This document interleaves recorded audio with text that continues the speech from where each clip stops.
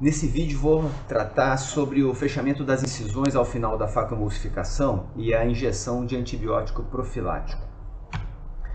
A gente pode dividir em 3 passos. O primeiro passo, o fechamento das incisões e o seu teste. O segundo, a injeção do antibiótico profilático. E o terceiro, a calibração da pressão. E a gente tem que respeitar essa ordem, porque se eu injetar o antibiótico antes de ter uma garantia do fechamento, eu vou perder meu antibiótico. E se eu injetar meu antibiótico, mas o olho depois estiver hipotônico, eu tiver que complementar com BSS para normalizar a pressão, também vou diluir o meu antibiótico. Então a gente vai seguir esses passos. A infiltração do estroma periincisional é o recurso que a gente usa para melhorar o selamento dessa incisão tunelizada que a gente fez lá no começo da cirurgia. E é claro que quanto melhor a confecção da incisão, os meus planos do túnel, melhor vai ser meu selamento. Se eu tiver um túnel longo bem confeccionado, muitas vezes até sem infiltração a gente tem um fechamento bom.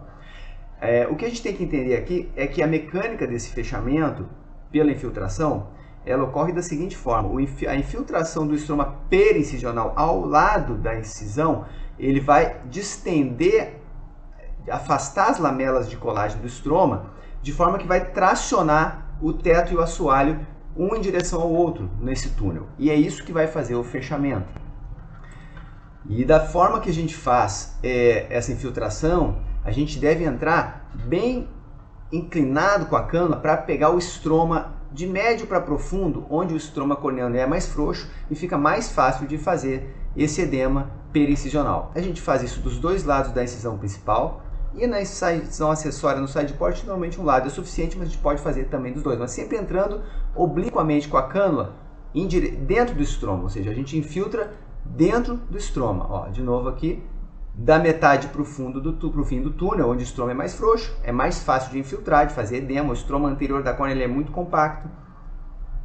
E claro que eu posso injetar no teto para fazer um edema no teto? Posso. É mais difícil e é mais arriscado, porque eu posso acabar desprendendo a DCM e fazendo ali um descolamento da DCM.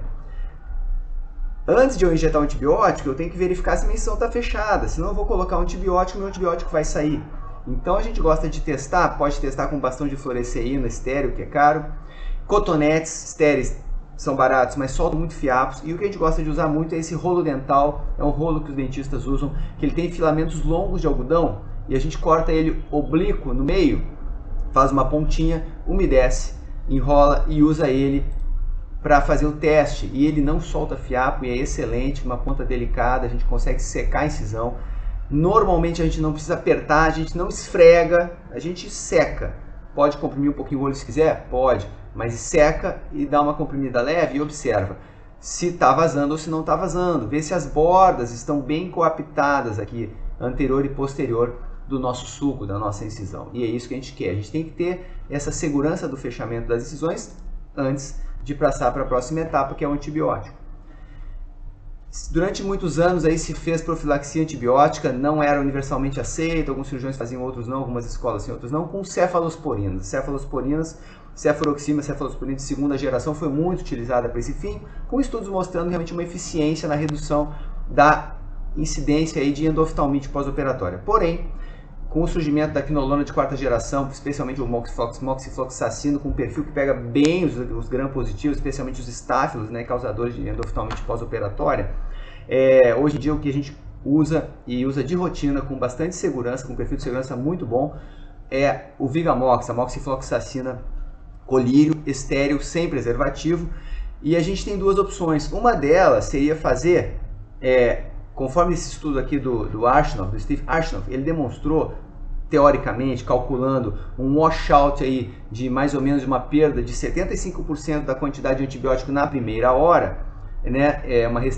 Um resíduo de 25%, que injetando 0,1 ml, 0,1 cc's de uma solução de 500 microgramas, ou seja, do antibiótico puro, colírio, Vigamox, a gente consegue uma concentração eficiente aqui na primeira hora, ou seja, concentração maior que 320, que é um efeito antibiótico excelente, bactericida de quinolona. Tá? Isso vai se perdendo a partir ali da segunda hora.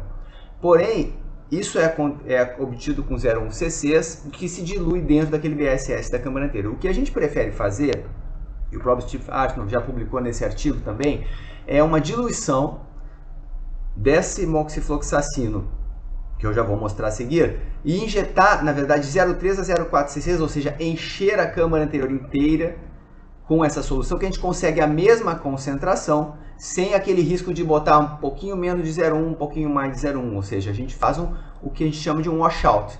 Eu tiro todo o BSS que não tem antibiótico e injeto uma solução de BSS com antibiótico na concentração que a gente quer.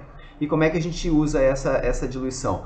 A gente aspira 3 ml de Vigamox-Corir, um frasco fechado estéreo, dilui com mais 7 de BSS, totalizando 10 ml, e essa solução vai ter em torno de 150 microgramas por 0,1 ml.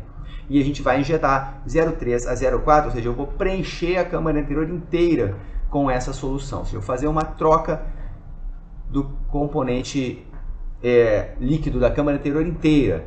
Então a gente pode entrar com a cânula com uma seringa aí de 1 ml cheia e vai irrigando e deixando sair o BSS, ou seja, fazer um washout, uma troca total desse conteúdo da câmara anterior. E com isso, eu não preciso ter aquele receio de injetar 0,1, injetar um pouquinho menos 0,1 e ficou hipotônico, eu complementar e eu diluir meu antibiótico. Então a gente acha que essa é a maneira mais prática, mais segura, mais reprodutiva da gente ter uma concentração reprodutível de antibiótico na câmara anterior. E eu vou injetando e com o cuidado de, ao final, eu não deprimir a incisão para não perder o antibiótico, não ficar com o olho hipotônico e depois eu ter que complementar com BSS, diluindo aí o meu antibiótico. E o passo final, depois que eu já fechei a incisão, injetei o antibiótico, é a gente calibrar essa tensão do olho para não deixar o olho muito tenso a ponto de fazer uma hipertensão grande no pós-operatório, porque o resto dos discos elásticos vão aumentar essa pressão, mas também não deixar ele mole, porque uma incisão, um olho mole para uma incisão tunelizada perde o poder de válvula, e um olho hipotônico tem risco de entrada de bactérias, entrada de conteúdo extraocular pela incisão. Então a gente quer deixar um olho normotenso. Aí, uma pressão aí, se pudesse medir entre 15 e 20 milímetros de mercúrio, seria ótimo. E como é que a gente vai fazer isso?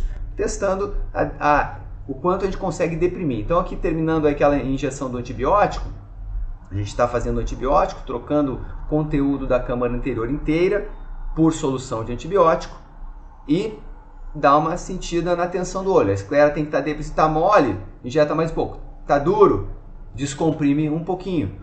E é isso que a gente faz para tentar deixar o olho com uma tensão adequada e não precisar depois, ainda que acabou meu antibiótico, ter que botar mais BSS e lavar a minha câmara anterior. Eu só vou fazer isso aqui, fechar a incisão, botar meu antibiótico e calibrar a tensão quando eu já tiver realmente encerrado aí todas as etapas da minha cirurgia. Era isso que queria dividir com vocês. Obrigado pela atenção.